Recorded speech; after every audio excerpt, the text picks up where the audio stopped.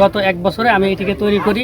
তবে এটিও একেবারে অরিজিনাল বিমানের মতো পারফেক্ট না, তবে একটি পরীক্ষামূলক বিমান যেটি একেবারে সুন্দরভাবে ঝুঁকিহীনভাবে আকাশে উঠতে পারে, যতটুকু সম্ভব আকাশে উঠতে পারে।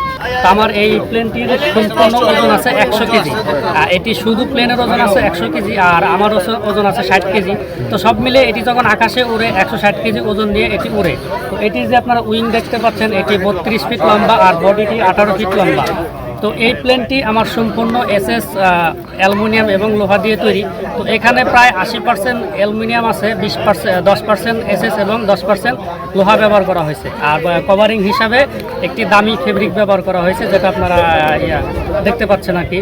তো এই প্লেনটিতে আমার একটি সামান্য 7 হর্স পাওয়ার একটি পানির পাম্পের ইঞ্জিন লাগানো হয়েছে। তো এটির দাম খুবই নগণ্য, আর আমার সামর্থ্য না থাকায় আমি এটিকেই কষ্ট করে জোগাড় করেছিলাম।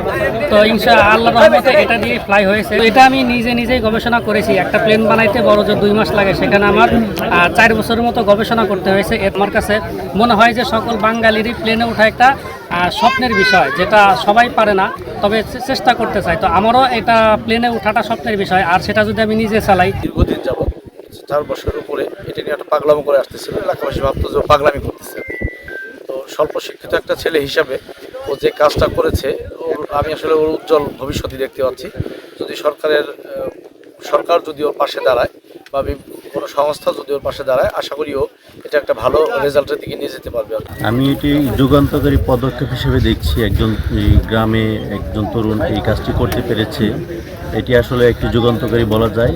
তো তার এই উদ্যোগকে স্বাগত জানিয়ে জেলা প্রশাসক মহোদয় নিজে খোঁজখবর নিয়েছেন এবং আজকে সরাসরি চলে আসছেন।